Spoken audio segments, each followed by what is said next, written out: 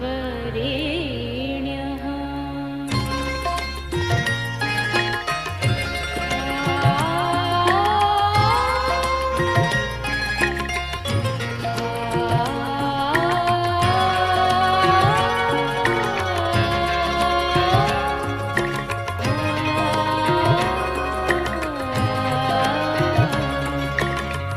हे प्रभु मेरे परम सखा, परम सखा, मेरे परम सखा।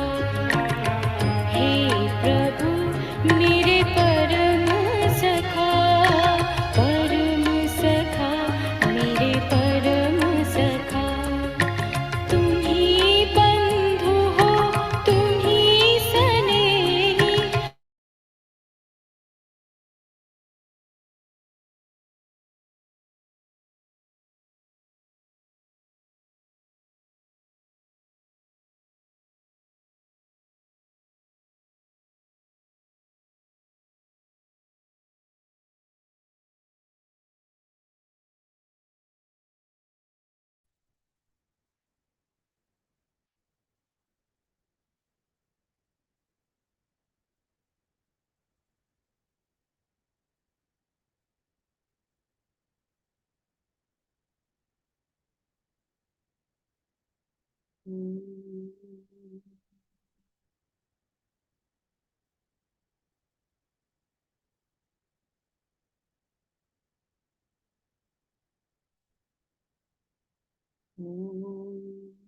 सहना भवतु सहनौ भुनक्तु सह वीर्यं करवावहै तेजस्विनावधीतमस्तु मा विद्विषावहै। ॐ शान्ति शान्ति शान्तिः।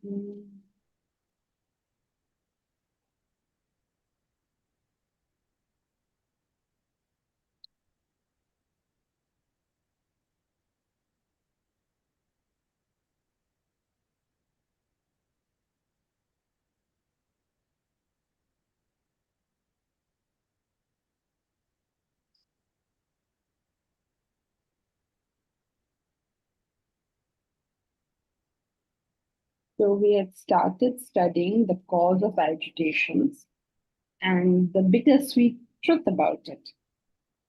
We believe that we are the passive receivers of something and therefore we are happy or sad. But that's not really what happens. We took the example of somebody insulting me. Somebody insults me, I feel very bad. And I'm so convinced that the reason I feel bad is because that person insulted me. It almost seems to us like there's no option that if somebody insults me, I feel bad. I mean, oh, come on, everybody feels bad if they're insulted. You know, that's how we were taught. But that's not really true. If Buddha is insulted, he's not feeling that way. If Krishna or Rama, Christ is insulted, he's not agitated because you have insulted him. In fact, he may feel sympathetic towards you. Judas betrayed Christ. But what was Christ's view of Judas? Okay, I mean, more sympathetic. I feel sorry that, you sort of behaved in this manner. It's so sad for you, really. So it is not like we are these passive receivers. We are part of that equation. This is an important thing for me to understand. I am part of that equation. Whatever it is, I'm just part of it. And it is not that everybody who will be in my place will react in the same way. That's not what happens. The only reason I do react is because there's something in me that can get triggered. And if there is nothing inside, how can it get triggered? Somebody does something bad to us, and we want to harm and hurt that person. Very recently, somebody did something, X did something bad to Y. And the desire of Y to inflict pain and trouble on X, it's amazing. It's really amazing. So when we do these kind of things, we don't realize that you don't have the power to make me hate you. You do not have this power. If there is hate in my heart, when there's a conducive environment, it will come out. If there is anger within me, when there is a conducive environment, it will come out. Only what is in can come out. If there is nothing inside, no reaction. It is so simple. Now, when we hear this, we feel really bad. Because, oh my God, don't tell me I'm the cause of this whole thing. It's not that you're the cause of the whole thing, but you must see your participation. But the more important aspect is to realize that, suppose this is not true. Suppose worldly events are capable of agitating me, then I'm in a very, very fragile position. That means anybody can come and do anything, and my life will go for a full toss. So it's not a very happy thing, right? But when you realize I am in charge, then you can't do anything to send my happiness for a full toss. You simply don't have that capacity. Nobody else.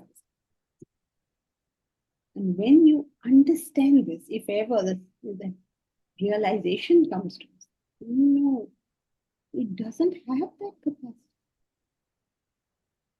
Remember, the destructive child has no capacity to destroy unless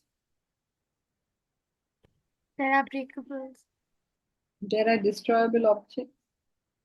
That is why they have, in the Indian tradition, Shiva, the lord of destruction, is married to Annapurna. Annapurna means the one who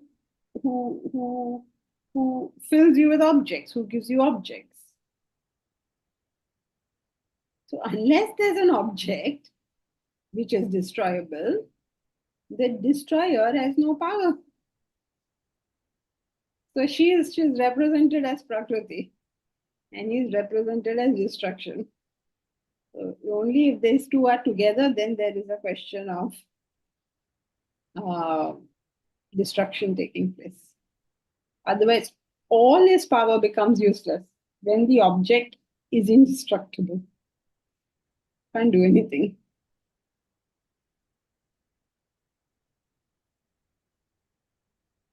Mahesh, what happens if a person is diagnosed with cancer or some fatal disease? How does one deal with it that does not feel affected? We are not discussing, Mahesh, at the moment how to deal with it. Let's not go there. Let us establish the very important point that people can have cancer and collapse with it, and some people can have cancer and not collapse. It's just a statement of fact.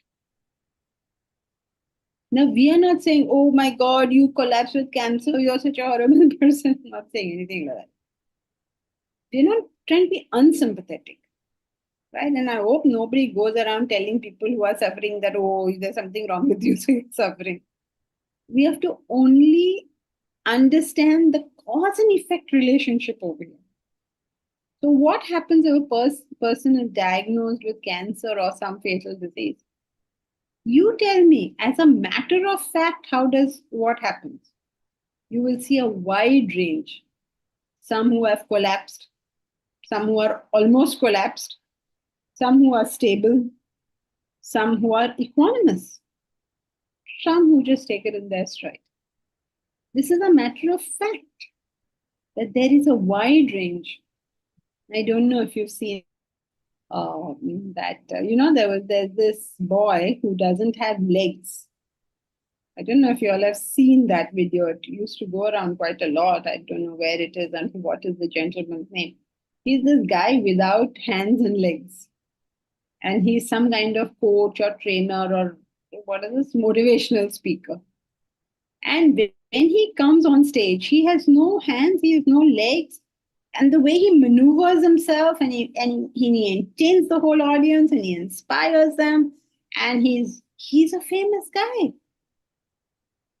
He has no hands, no legs. He was born without hands and legs. And yet his life is inspiring to everyone else. Yes. So Mahesh, please note, Nick, however his name is pronounced.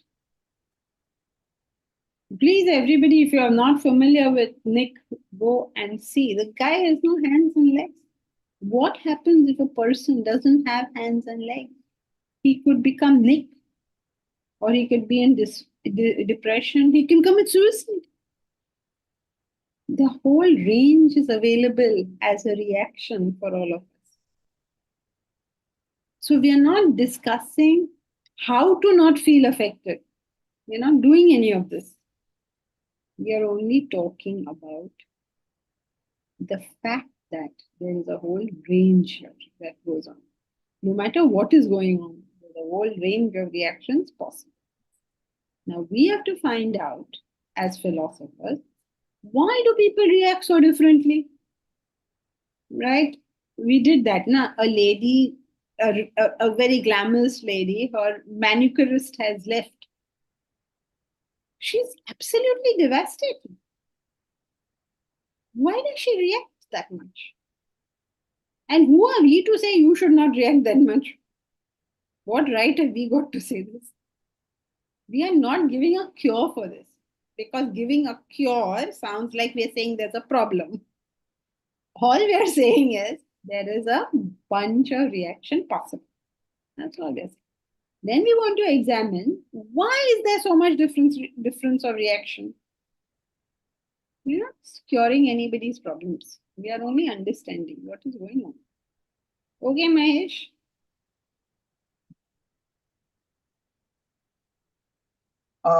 Yeah, but will we be finding an answer to how to deal with it? I hope you do, Mahesh. Let us go forward and see. At the moment, what was this chapter about? Remember, one word for this chapter. Cause. Very good. Cause. Only study cause. So I'm surprised, Mahesh, you are in a hurry, because as a philosopher, the single most important thing for us to understand in anything, what is the cause? That's what we are going to do. What is the cause? Now, what to do with this cause, we're not worried about, because we want a complete understanding of the cause. And once we have a very good understanding of the cause, the solution is almost self-evident, because you understood what the cause is. But we will get there. Right? So far, so good. Any questions up to this point on this? Clear, right? That different people have different reactions. So therefore, it is not the object that is causing the reaction, but what is within the person.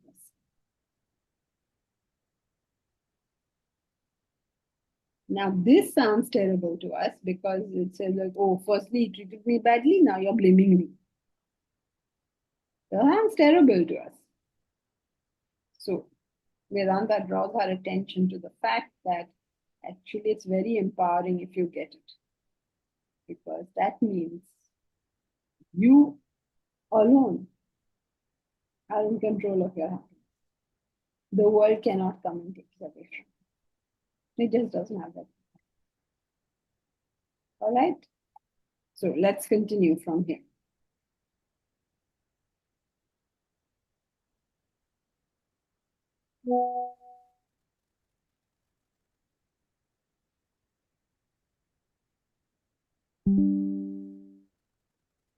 Putting the onus on ourselves may seem bitter, unpalatable.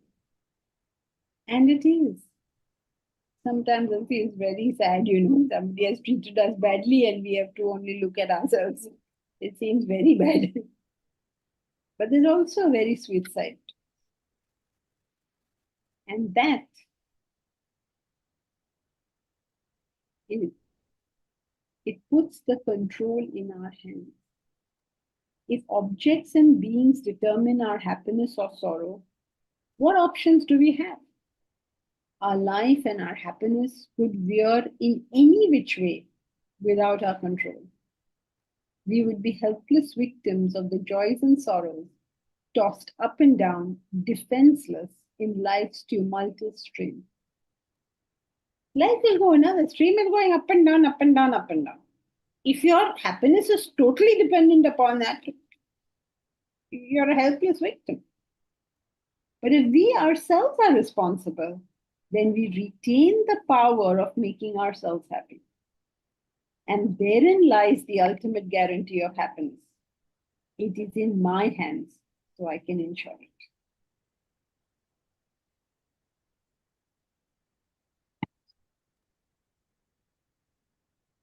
Okay, so that's what's bittersweet about it. Remember, our topic was that there's a realization we have to get. What's that realization? And a comprehension that there's something within that is making me feel this way, not that event by itself. And it's bittersweet, it's bitter to realize that. It's horrible to realize that. It's firstly you're feeling, look at this horrible thing that happened to me. And then you come to Vedanta and then Vedanta tells you, no, something within you that's making you feel horrible. You feel terrible. But one step further and we realize, oh, so if it's me, then I can control myself. Well, I can control myself more than I can control external things. So I can deal with this. Right? So far, so good, right? Only Deep Raj. Thank you, Mari. Some reaction you people give me. Desire, the devil within. Okay, so now the question is, what is that thing which is within me? Desire, the devil within. Desire is the creator of agitations. It is that unseen determiner, the single and sole wrecker of our happiness. But we are convinced that having more amenities and facilities, more of this or that would solve our problem of soul. What is, so straight away to the cause? What is the cause? It is the desire which is the cause of agitation. It is that unseen determiner, the single and sole wrecker of my happiness. The only thing that wrecks my happiness is that desire over there. But we just don't identify it like that. We think that should I get something, I will have tackled the problem of self. Different people will find different things to get. Some want more money to get stuff from the mall, some want better relationships, some want better health, some want more knowledge. Everybody pitches something. Oh, I am going bald. If my hair grows back, I will be very happy. I am diagnosed with a terrible ailment. If that goes away, I will be very happy. If I get my final year marks and I can get rid of college, I will be very happy. Oh, if I marry this person, I will be so happy. Each one of us has this notion. We are convinced that having more of something is going to solve our problem of sorrow. One may achieve much, but if it is accompanied by desire, the happiness will be ruined. Another with nothing could be completely happy. Can you look at what a person has and predict whether he'll be happy or not? If you can't do that, how can you establish a cause and effect relationship? Another with nothing could be completely happy if devoid of desire. If you have nothing but you have desire, you'll be miserable. If you have everything but you have desire, you'll be miserable. Buddha divested himself of all his kingly possessions and was blissful. Buddha got rid of his kingdom and he was very happy with life. King Richard III did every nefarious act to acquire them, succeeded, and was never happy. Buddha left his kingdom, he was completely happy. King Richard III, I don't know if you all are familiar with the history, is the King Richard III of England. He killed everybody, all his brothers, his nephews, everybody on the way to the throne. And after he killed everybody, he got the throne, obviously. But was he happy? Buddha, without a kingdom, was happy. King Richard III did everything on earth to get the kingdom. Got it also. That's why you're calling him Richard, King Richard, right? But couldn't find happiness. King Janaka was one of the wealthiest kings. Yet he was happy. And King Henry IV in Shakespeare's eponymous play says, "Uneasy lies the head that wears the crown." So as a ruling king, one is completely blissful, and the other one says, "Uneasy lies the head that wears the crown." Everybody knows this as a fact, right? That if you're in a position of responsibility, you have that responsibility on your head, right? So uneasy lies the head that wears the crown. So people have taken the kingdom, lost the kingdom, run the kingdom. In all permutations and combinations, you find both happiness and sorrow.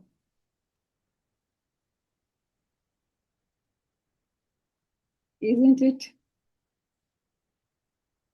Thus, there seems to be little correlation between what a person has and his or her happiness. More isn't always better. All people with perfect bodies are not happier than those specially abled. Can you say that anyone who's become Miss World or something like that, the perfect bodies and all, Mr. World, Miss World, all they become perfect bodies, are they definitely happier than physically challenged people? Can you say this? Other extreme, people from secure families aren't always happier than those from dysfunctional families. It befuddles the layman and the expert alike as to why a person can have ample and still not be content. The global north is not necessarily happier.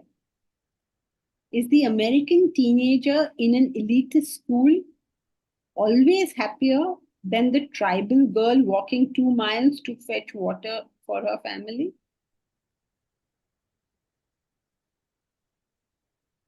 One would expect that the privileged American teenager would be happier, but we know that it is not always so.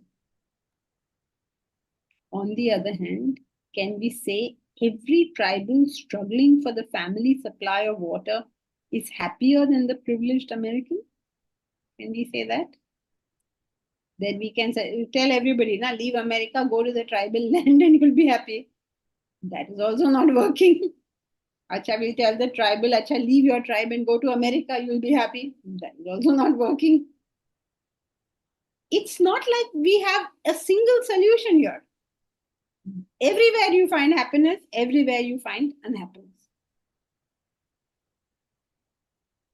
We don't seem to be able to assert that either. Why? Because the level of amenities alone can never predict a person's happiness or sorrow.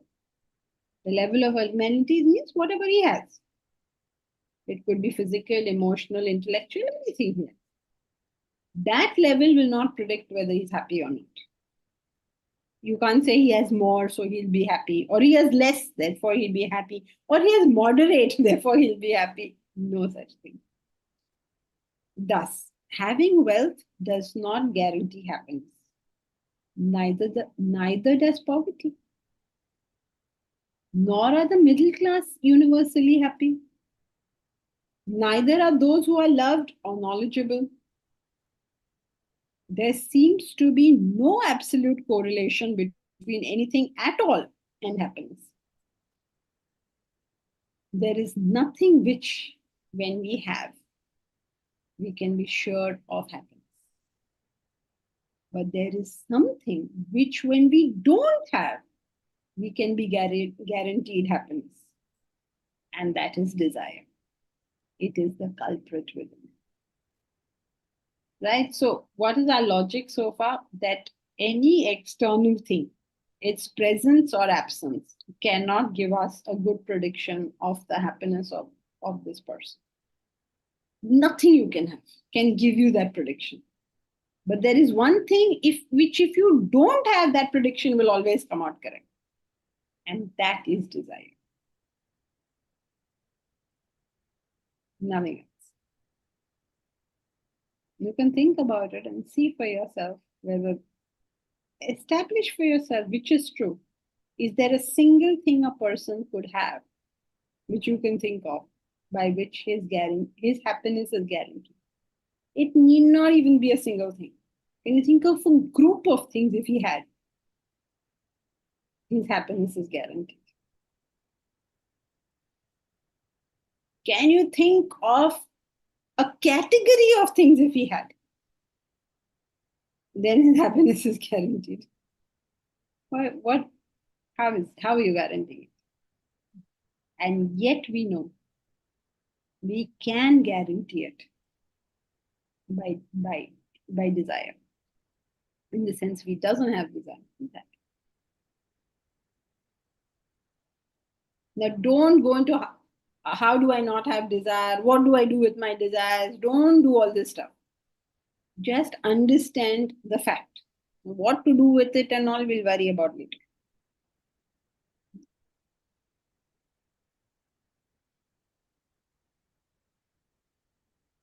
Prashant, I wish there was somewhat narrower cause for agitations in mind than desire.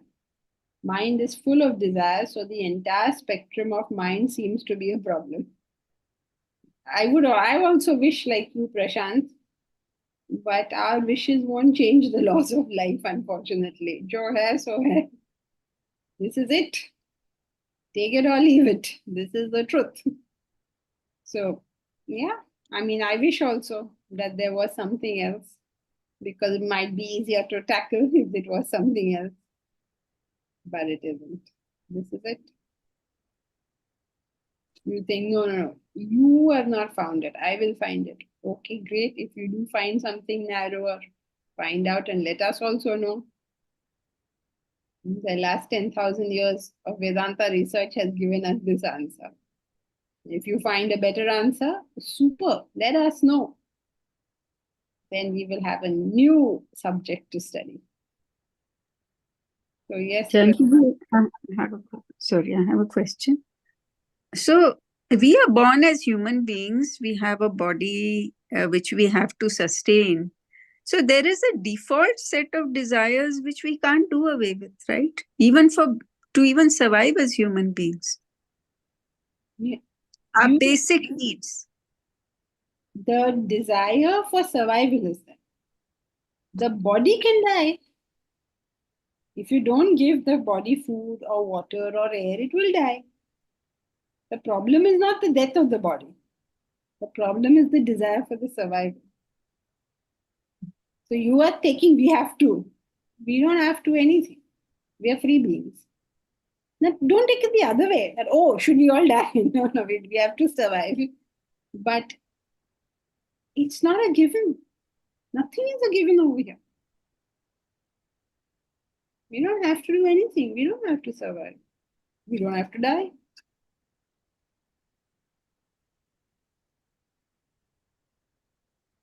Why don't we have to survive? If you I want, mean, we're in this world, we've taken this birth so that we can deal with whatever vasanas we are born with and exhaust them. okay. So shouldn't that be a reason to live? But suppose you have realized the self, then But that's in a very rare case. What about the a philosopher, you cannot talk rare case or not rare case. You have to go to causal relationships. So the causal relationship is that you've taken birth. No, You've causal taken relationship is desire. is desire. Okay. So one But consequence of desire is birth. don't you have to see it through? If you don't have to anything, you can choose to see it through. Yeah. It's not like somebody has held a gun to your head and said, you have to see this through or I'll kill you. No such thing. But if you have a purpose, you have something important to do, then you have to, yes. But the thing is, you have to understand you're a free being. You don't have to anything, but you can choose to. So what wherewithal does a newborn child have to think? It doesn't even have an intellect. It's just born. It keeps surviving, keeps demanding survival and survives. So what is the way out of this? It isn't. You just have to go through life and then live with those desires. You It's know that little baby, the sorry. little baby is going to become an adult one day where he will have choice.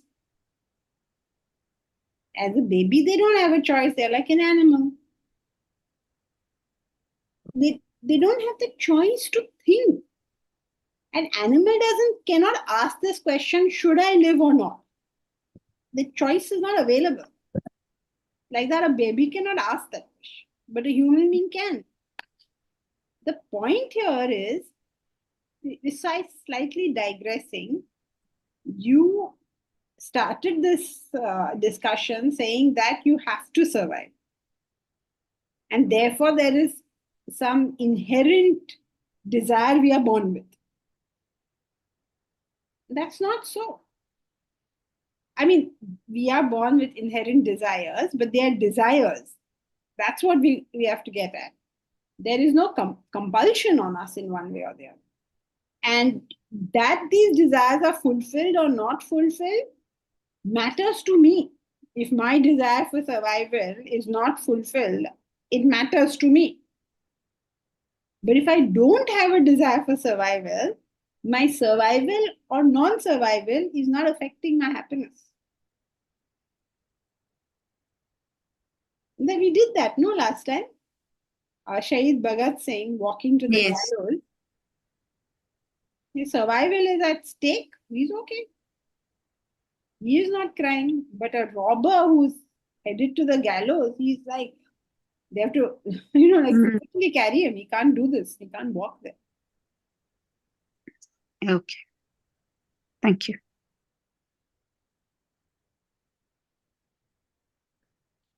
Okay, so yeah, I mean, think about all these various things because the more you think about it, the more that the real understanding dawns. Unfortunately, this knowledge doesn't come through tuition; it comes through intuition. So you have to think and think and think, and hope that one day that intuition will dawn. Intuition means that inherent knowledge. Yes, this is the way it is. The moment you get it, you get it. Right. So let's continue. So do think about it, do fight about it. I mean, in my role, I have to answer the question, but please don't stop asking the question until you are satisfied with the answer. I mean, you don't have to ask anyone else, but you struggle with the question.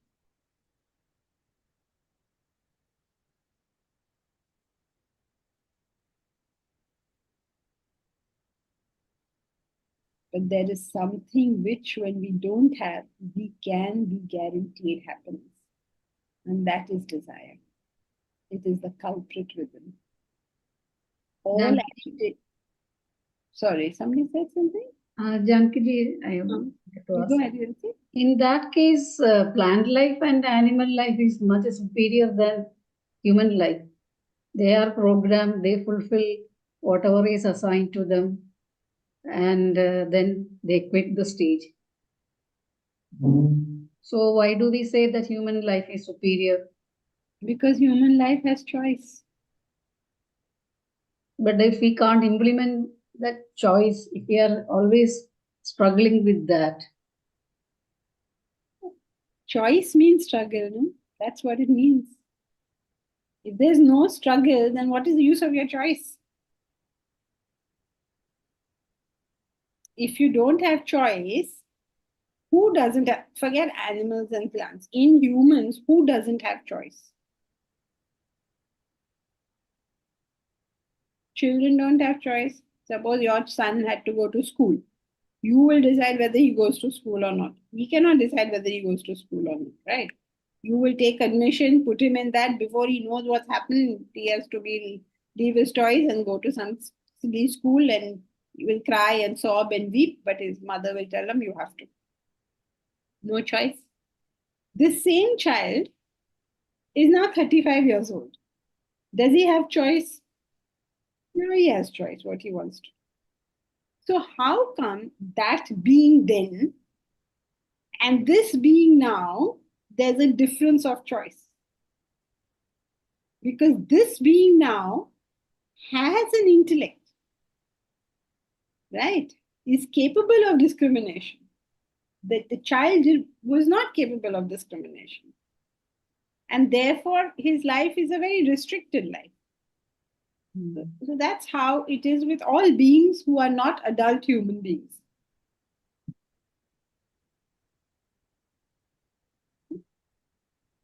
Because the intellect is there, choice is there. When choice is there, struggle is there. I mean, a certain type of struggle is. That is why Shakespeare's lines are so famous, no? To be or not to be. That is the question. Which animal has this question? Only human beings can have this question.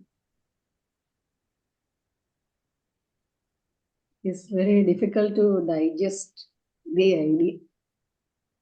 Yeah, difficult, easy.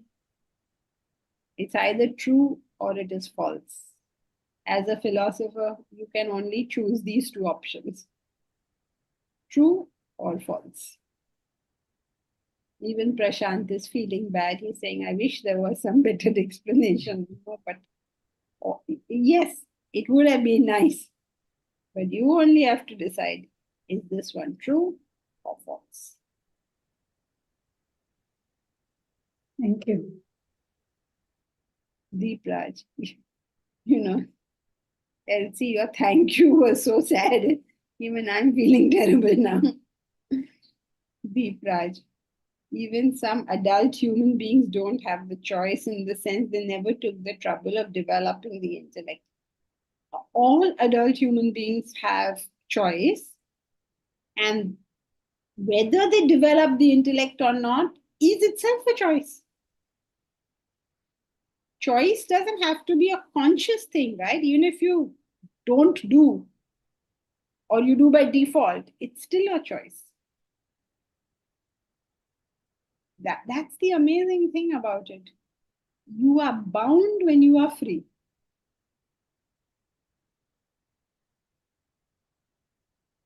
So you feel, I'm stuck in this house, I'm stuck in this situation, whatever anyone feels or doesn't think also. But even while he doesn't think, or even when he feels that he is bound, he is still free.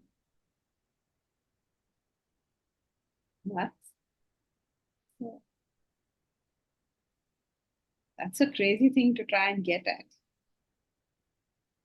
Like, it is, as long as I'm alive, I have a choice. When I choose to not have a choice, I still have a choice. I mean, I chose that there's no choice here.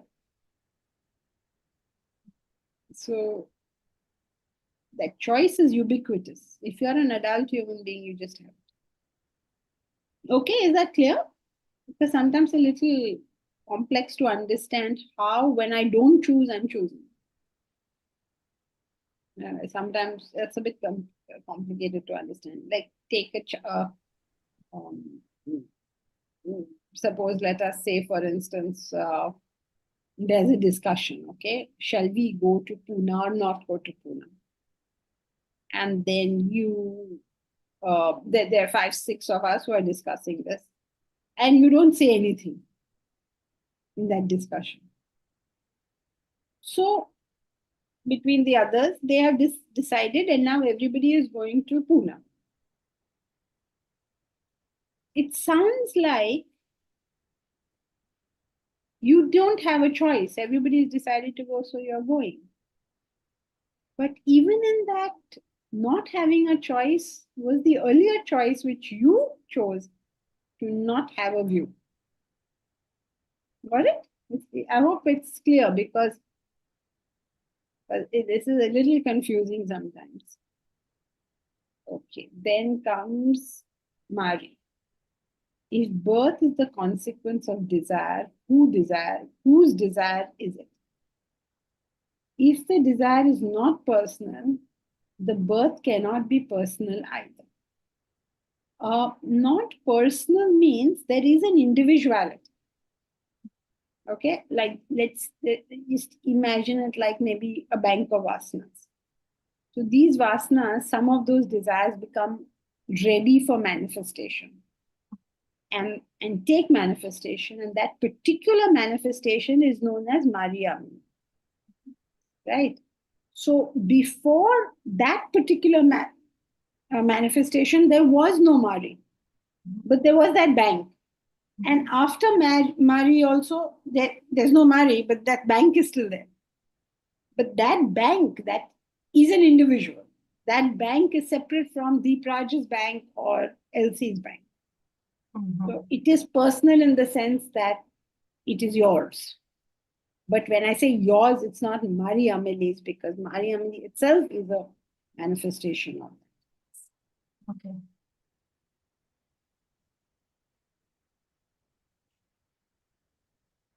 Okay, so let's continue.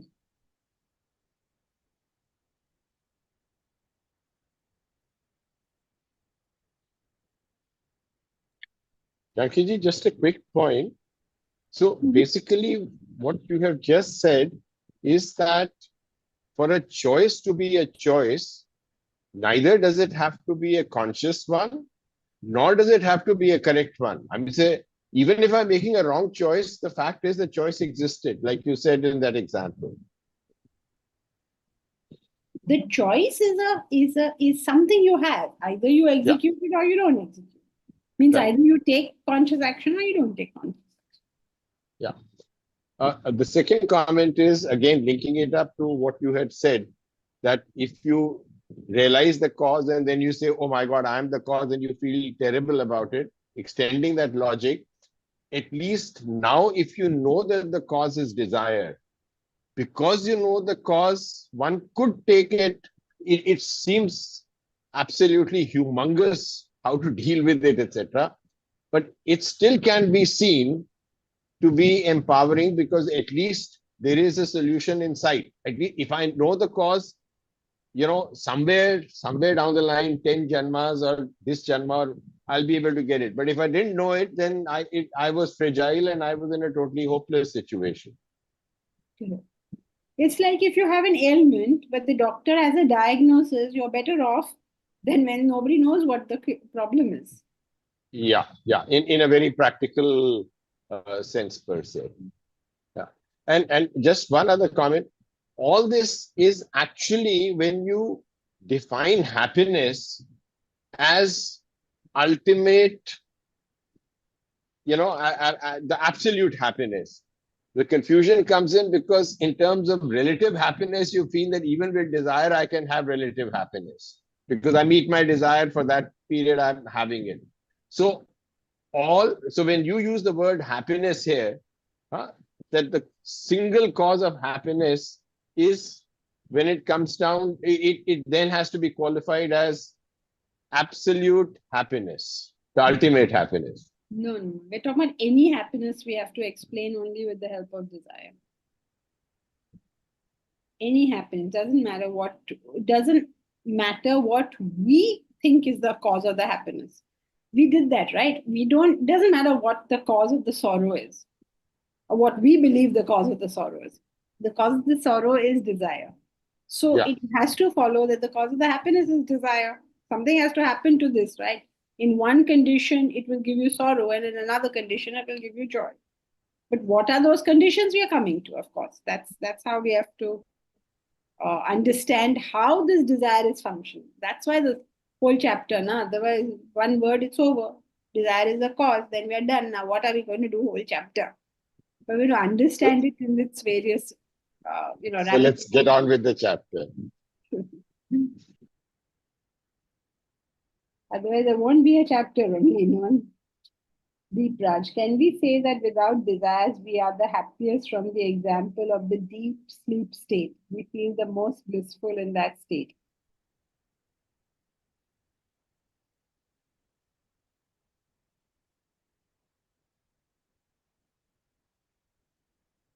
I don't know if, can we say that without desires, we are the happiest from the example? So you're saying, since we are putting it in the logical format, since we are happiest in deep sleep, from that fact, we will determine that without desires, we are happiest. That's what you're saying. Okay, you can say that, I guess, but that is not a convincing argument. I mean, people will debate with you on that, but yeah, I guess you could say that. Because, like somebody got married to whoever they wanted to get married to. When you tell them, no, you were actually happier in deep sleep, there will need to be some dialogue for that, So it's not convincing. Otherwise, it sort of almost becomes like, the easy way to be happy is just going to coma, and be like instead of doing all this nakra. So, I mean, you could, but it won't be convincing. A sweet dream is also happy. It's okay. So we'll have to analyze in the light of desire how this happiness and unhappiness are working, which we are going to do, of course. And we finish, right? All right. So let's continue.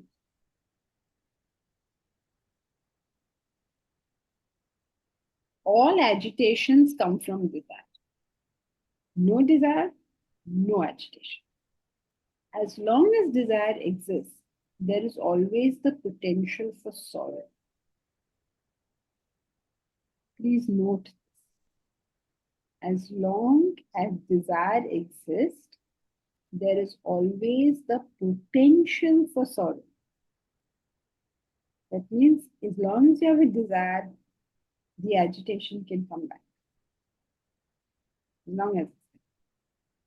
Hence, the only way to guarantee happiness is the eradication of desire.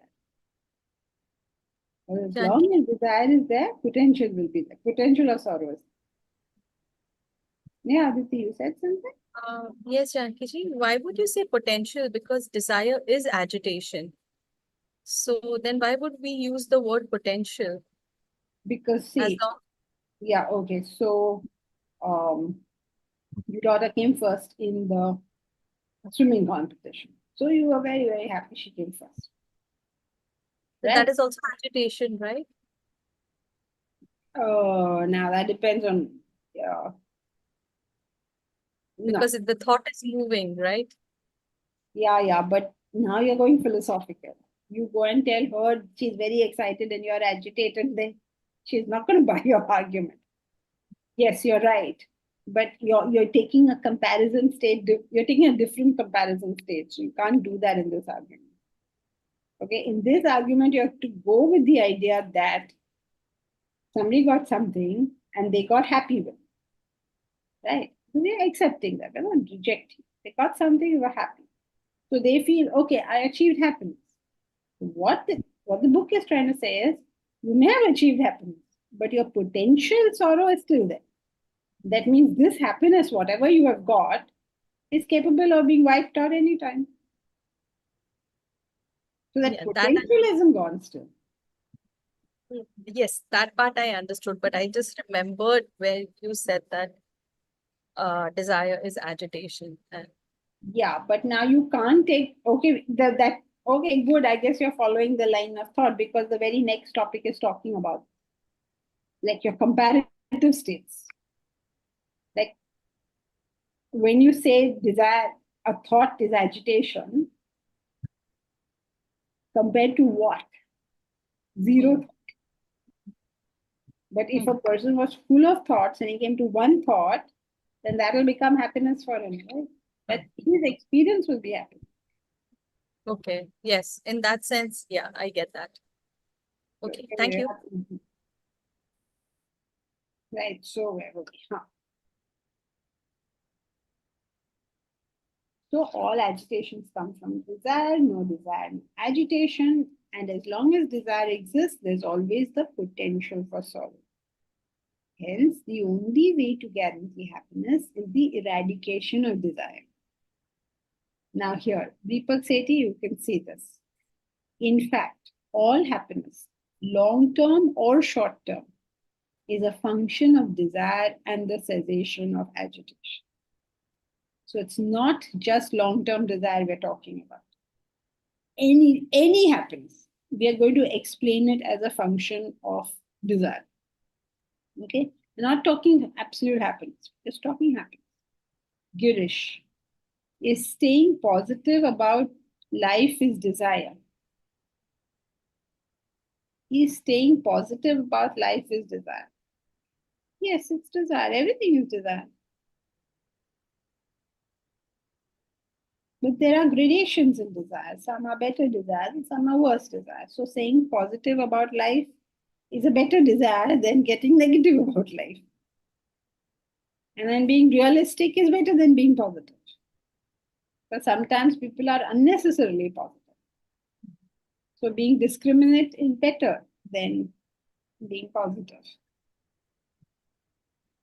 Just like you can be unnecessarily negative, you can be unnecessarily positive.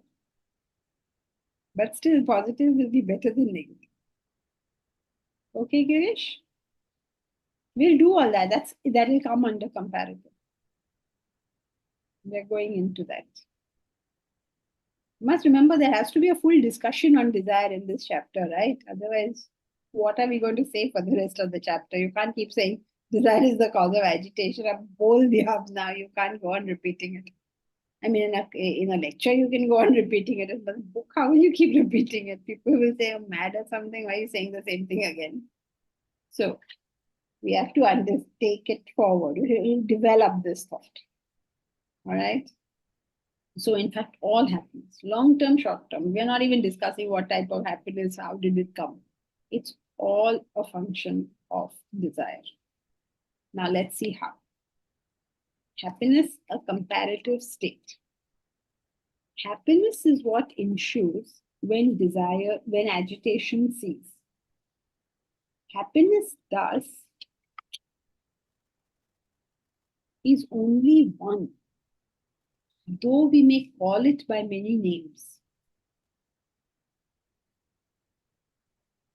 Stop and happiness is only one, though we may call it by many names. Okay, happiness is what comes when agitations decrease. Right? Once you have defined it like that, there's only one happiness. There is no happiness, spiritual happiness, material happiness, happiness out of getting something, happiness of independence. Nothing. Only one happiness. No physical, no emotional, no intellectual, no long term, no short term, no spiritual happiness, no worldly happiness, nothing. Only one happiness. Nobody has anything to say. I think you all are too shocked to say anything. Let's see if the author explains this further. A language enthusiast on reading this may recoil. You can imagine, suppose an English teacher, they say only one happiness. Never agree. What happened to all the nuances, the richness of language? What about delight, contentment, cheer, joy, exhilaration, peace, excitement, satisfaction, merriment, ecstasy, euphoria, calmness, and so many more? BA course down the drain. No, not completely, the branch. But you can see these words, right?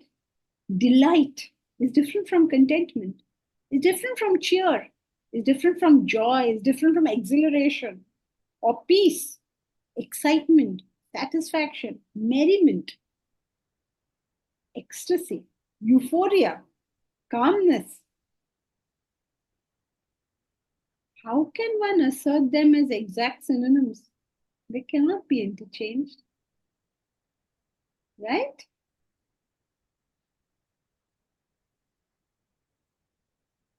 When the actor-dancer Gene Kelly is famously singing and dancing in the rain, you know that song, right? Singing and dancing in the rain. Is he experiencing the same happiness that a new mother experiences, or that a scientist who has just found a cure for terminal illness, or a thief after a successful heist does? Can you think about that? One person is Gene Kelly, the girl he loves, has agreed to be with him, so he's singing and dancing in the rain. Is that happiness which he's experiencing the same that a new mother, a lady has just given birth to a child? Is she experiencing the same happiness that that man has experienced? Or a scientist who found a cure for a terminal ailment? Or a thief after a successful robbery? Are they all experiencing the same thing? What do you say, yes or no? No. How does the center court champion at Wimbledon feel? Are they all feeling the same thing? What do you say? Yes, no? No. No? I can't see you all. What? Only one person?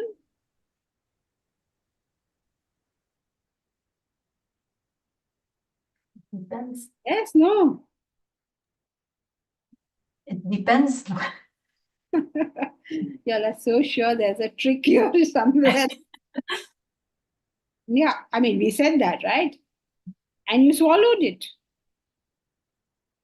We said there's only one happiness. There's no other happiness. There's one cause, so there has to be one happiness.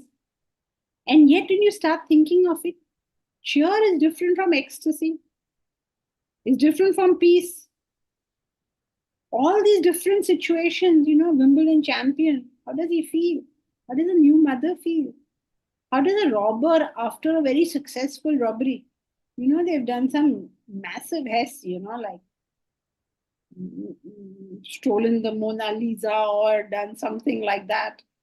There's some of them who were never caught. How do they feel? Are they all feeling the same thing? If your answer is no, then how can you accept the theory that all happiness is the same, which will have to be if the cause is the same? Big problem you've run into. Mhm. You thought so simple, right? Desire is the cause, and when it's not there, you're happy. So obviously it's the same happiness, but no, it's not. Right or wrong? The happiness is one, but the experience is many. Then what do you mean by happiness being one? The experience of happiness is one or not? Happiness is one because it is the absence of desire, but the experience of happiness is different because all desires before were different. Okay, let's see. Not bad. Very good. Let us see. Why would you say this? But we'll study it. We'll study it. I won't push too much on you, Mani. But yeah, good. So let's investigate this concept somewhere. When we say that all happiness is the same, which has to be, because the cause is the same for every happiness.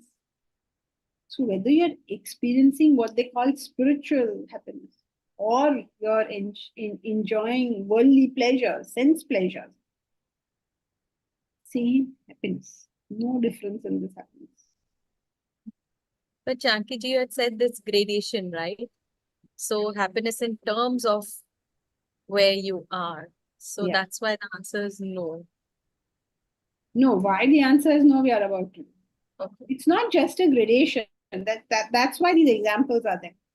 Can you grade like a Wimbledon champion and new mother and robber? And you can't really grade this. You can't say who is enjoying more or less, right? So there has to be another explanation.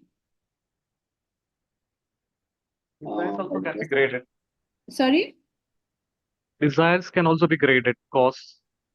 So happiness can be graded. Desires can be graded, happiness can be graded. True, but in these particular cases, you can't grade.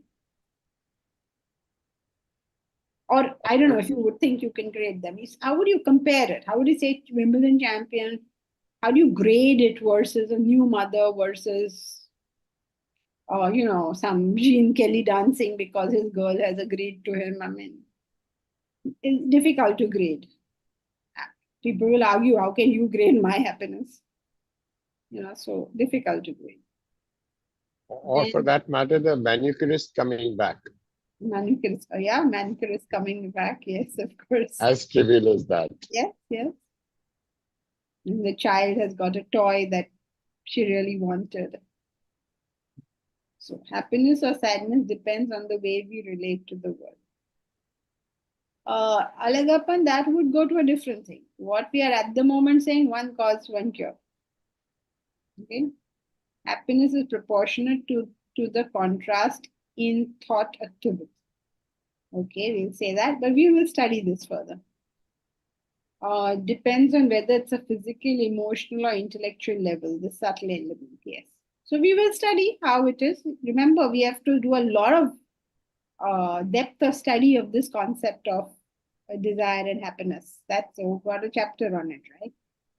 But we will now do this not next time, but the time after that, because next time is group discussion.